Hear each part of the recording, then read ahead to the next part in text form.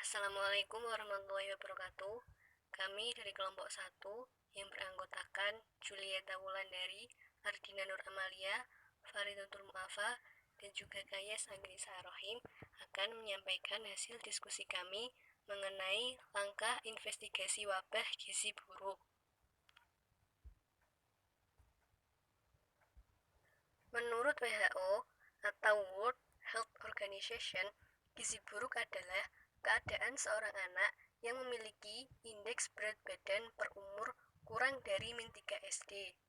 Indeks BB per U merupakan gabungan dari status gizi jangka pendek dan jangka panjang, sehingga digunakan sebagai indeks untuk klasifikasi gizi kurang dan gizi buruk di Indonesia. Menurut Kementerian Kesehatan Republik Indonesia, prevalensi gizi buruk di Indonesia pada tahun 2007 sebanyak 5,4%, pada tahun 2010 4,9%, dan tahun 2013 5,7%. Sedangkan target dari MDGs tahun 2014 sebanyak 3,6%. Jadi, Indonesia belum mencapai target dari MDGs, masih jauh di atasnya. Langkah-langkah investigasi wabah. Yang pertama, persiapan di lapangan. Yang kedua, memastikan adanya wabah. Yang ketiga, memastikan diagnosis. Yang keempat, membuat definisi kasus dan menemukan serta menghitung kasus. Yang kelima, epidemiologi deskriptif. Yang keenam, membuat hipotesis. Yang ketujuh, menilai hipotesis. Yang kedelapan, memperbaiki hipotesis dan mengadakan penelitian tambahan jika dirasa hipotesis kurang sesuai. Yang kesembilan, melaksanakan pengendalian dan pencegahan terhadap wabah tersebut. Dan yang terakhir, menyampaikan hasil dari investigasi wabah. Langkah yang pertama, persiapan di lapangan. Dalam mendeteksi anak yang mengalami gizi buruk, perlu diperiksa berat badan dan umur dari anak tersebut untuk mengetahui indeks BB per U. Alat yang digunakan dalam mendeteksi apakah anak tersebut gizi buruk atau tidak adalah alat pengukuran antropometri, berupa timbangan digital atau timbangan analog, dan pengukur tinggi badan seperti mikrotwist. Pengukuran dilakukan secara langsung ke posyandu di daerah Agats, karena gizi buruk ini terjadi di daerah Agats, Kabupaten Asmat, Papua. Menurut Pujo Hartono, terdapat 14 posyandu di daerah Agats. Pengukuran antropometri bisa dilakukan di 14 posyandu tersebut dengan pembagian tugas dari masing-masing anggota untuk disebar di 14 posyandu tersebut. Bisa pembagiannya dengan 2-3 orang di suatu puskesmas, agar akses bagi orang tua dan balita bisa dijangkau dengan mudah sesuai posyandu terdekat dari rumah balita tersebut. Jika jarak dari rumah menuju ke posyandu itu dekat, orang tua akan merasa bersemangat untuk memeriksakan berat badan anak tersebut, diperiksa apakah gizi buruk atau tidak. Langkah yang kedua adalah memastikan adanya wabah. Pada awal tahun 2018, terdapat 66 warga Papua di Kabupaten Asmat dilaporkan meninggal karena gizi buruk dan campak. Data statistik menunjukkan dalam 2 tahun, yaitu tahun 2016 sampai 2017, prevalensi malnutrisi meningkat di Papua. Pada 2016, sebanyak 3,2% balita mengalami gizi buruk dan meningkat menjadi 6,8% pada tahun 2017. Pada tahun 2017 tersebut, total sekitar 28,8% atau 4.200 dari 14.685 balita di Asmat mengalami gizi buruk. Untuk memastikan ada atau tidaknya wabah, kita perlu melakukan pemeriksaan terhadap balita-balita di Asmat dengan cara melalui pengukuran antropometri.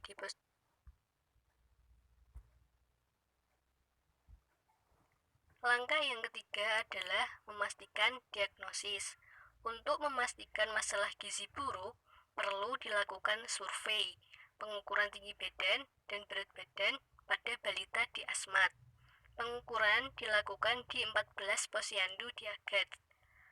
Data yang diambil berupa jenis kelamin, usia, berat badan, dan tinggi badan.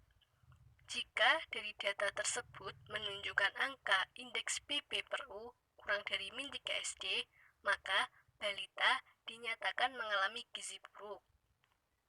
Diagnosis lain bisa diambil dari pemeriksaan fisik.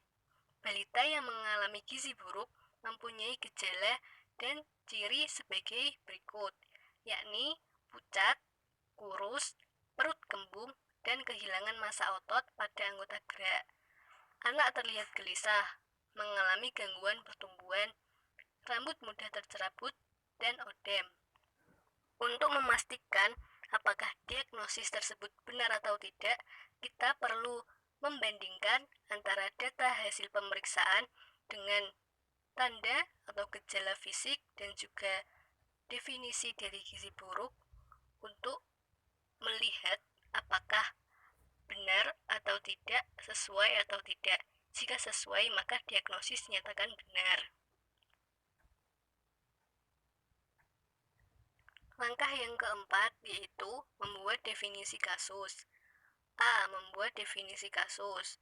Gizi buruk terjadi pada balita yang memiliki indeks PP/U kurang dari min 3 SD dengan ciri fisik yang paling dominan adalah tubuh kurus namun perut kembung dan disertai odem.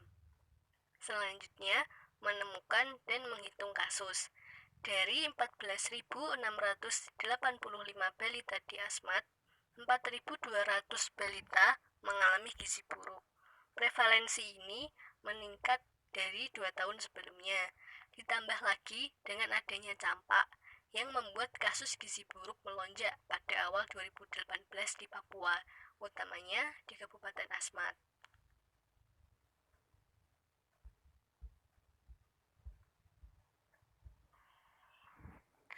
Epidemiologi deskriptif. Jadi di sini pada epidemiologi deskriptif ini kami bagi menjadi 3 variabel, yaitu variabel orang, variabel tempat, dan variabel waktu. Yang pertama, variabel orang. Untuk variabel orang ini adalah melihat siapa saja yang terkena wabah campak dan gizi buruk ini.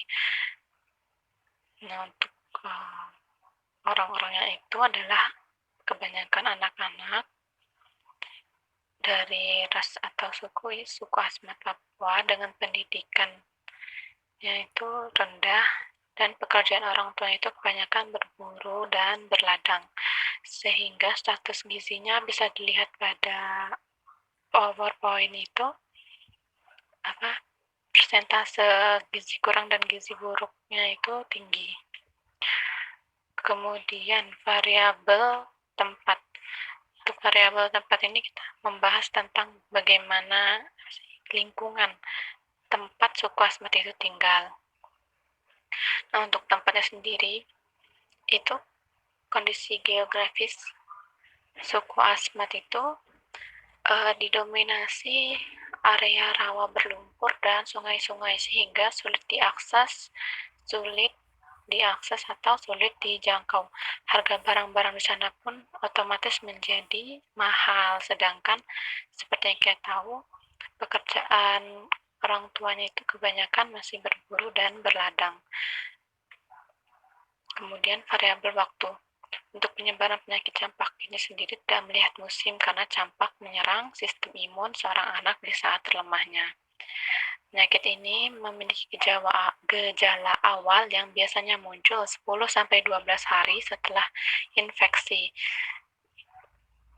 Nah, gejalanya itu panas tinggi, pilek, mata merah, dan bintik-bintik putih kecil di bagian mulut.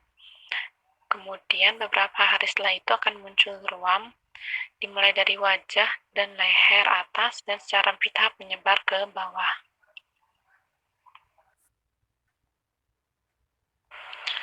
Selanjutnya membuat hipotesis. Jadi membuat hipotesis ini kita dasarkan dari 5W1H. Yang pertama, membuat apa sih? Apa kasus yang kita bahas itu adalah kasus yang kita bahas kali ini adalah wabah gizi buruk yang terjadi sebab campak. Siapa yang terkena wabah ini? Yang terkena wabah ini adalah balita yang gizi buruk. Kemudian kenapa bisa terkena wabah ini?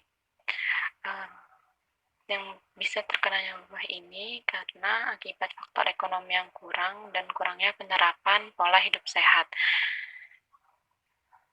Terus bagaimana bisa teradanya wabah ini? Karena tenaga kesehatan yang kurang, pengetahuan ibu yang kurang, dan akses ke tempat itu susah. Kapan terjadinya? 2017 sampai awal 2018. Di mana? Di Agats, Kabupaten Asmat, Papua.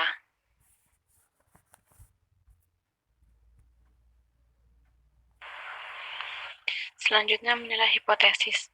Dalam menilai hipotesis ini kami membandingkan hipotesis kami yang sebelumnya dari 5W1H itu kami bandingkan dengan jurnal terkait penyakit campak. Nah, dari hasil perbandingan itu kami menilai dari hipotesis dan data-data yang ada bahwa gizi buruk di suku Asmat itu menjadi pemicu yang membuat rendahnya imun anak-anak di suku Asmat. Rendahnya imun pada anak-anak ini membuat anak-anak suku Asmat rentan terkena penyakit campak. Selain itu, jauhnya akses ke posyandu atau rumah sakit membuat anak-anak sulit mendapat pengobatan. Dan rendahnya pengetahuan serta pendapatan warga membuat anak-anak yang terkena campak tidak dapat mendapat penanganan yang baik, sehingga memakan banyak korban jiwa ya pada saat itu. Langkah selanjutnya yaitu memperbaiki hipotesis dan mengadakan penelitian tambahan. Langkah selanjutnya itu berfungsi untuk menilai hipotesis yang tertulis apakah sudah tepat dan dapat dibuktikan dengan hasil penelitian yang sudah banyak dilakukan dan kita dapat sebagai sumber informasi. Langkah selanjutnya adalah pengendalian dan pencegahan. Hal-hal yang perlu diperhatikan untuk mengurangi kasus yang ada di daerah Asmat ini adalah ada beberapa cara, yaitu yang pertama, intervensi untuk anak balita. Kita tahu balita adalah sebagai penerus masa depan bangsa, di mana harus diperhatikan secara khusus untuk pertumbuhan dan perkembangan si balita. Nah, untuk memantau pertumbuhan dan perkembangannya, kita bisa melakukannya di pelayanan kesehatan posyandu. Apa saja yang dilakukan di sana itu bisa seperti imunisasi dan juga pemberian vitamin A untuk memberikan kesehatan pada si balita. Pada dasarnya, gizi buruk ini banyak dipengaruhi oleh beberapa faktor, yaitu antara lain adanya ketersediaan sumber bahan pangan yang kurang, terus adanya pola asuh orang tua yang kurang tepat, dan ada juga cara pengolahan makanan yang kurang tepat untuk anak balitanya. Yang kedua, ada intervensi untuk ibu balita. Di sini, selain balitanya sendiri, orang tua perlu diperhatikan karena banyak orang tua yang belum mengetahui apa itu manfaat ASI eksklusif. Bahkan orang tua berpikir jika tidak memberikan ASI eksklusif, maka akan diberikan susu formula sebagai penggantinya. Di sini, peran orang tua sangat penting untuk menunjang pertumbuhan dan perkembangan si balitanya. Bagaimana caranya? Yaitu memberikan pengetahuan tentang bagaimana manfaat ASI eksklusif untuk balita yang harusnya diberikan pada saat lahir sampai usia 6 bulan, bahkan bisa juga sampai 2 tahun ya.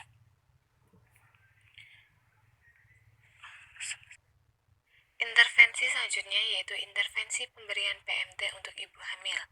Asupan gizi yang kurang adalah salah satu penyebab dari kegagalan tumbuh kembang si anak. Hal ini maka perlu adanya solusi yang tepat untuk menghindari masalah tersebut. Menurut Ali Homsan, Usaha yang tepat untuk mengatasi masalah ini yaitu adanya penyelenggaraan program makanan tambahan sebagai pemenuhan tambahan kepada si balita dan juga si ibunya. Selanjutnya ada intervensi untuk remaja putri. Remaja putri sebagai calon ibu di masa depan perlu dipersiapkan agar kelak mendapatkan keturunan-keturunan yang sangat berkualitas. Salah satunya dengan cara memberikan peningkatan pengetahuan remaja seputar masalah gizi dan juga pemberian suplementasi zat gizi besi. Pemberian suplemen ini bertujuan agar remaja putri terhindar dari penyakit anemia. Beberapa penelitian juga menunjukkan ada beberapa dampak negatif dari anemia. Salah satunya yaitu adalah melahirkan bayi berat lahir rendah atau BBLR. Selanjutnya, intervensi yang terakhir adalah intervensi spesifik. Intervensi ini merupakan perilaku atau kegiatan yang dalam perencanaannya memiliki tujuan khusus untuk 1000 hari pertama kehidupan. Biasanya hal ini dilakukan oleh sektor kesehatan dan kegiatannya pun seperti adanya imunisasi, pemberian PMT, terus adanya monitoring untuk tumbuh kembang si balita, terus pemberian tablet zat gizi besi, dan lain-lainnya. Di sini juga ada di luar sektor kesehatan, itu kegiatannya seperti penyediaan air bersih, memberikan sarana sanitasi kebersihan yang baik dan cukup, terus adanya penanggulan kemiskinan, terus memberikan perubahan pada pengolahan ketahanan pangan dan gizi, melakukan fortifikasi pada pangan, dan juga tidak lupa memberikan pelayanan tentang KIE dan gizi kesehatan kepada masyarakat.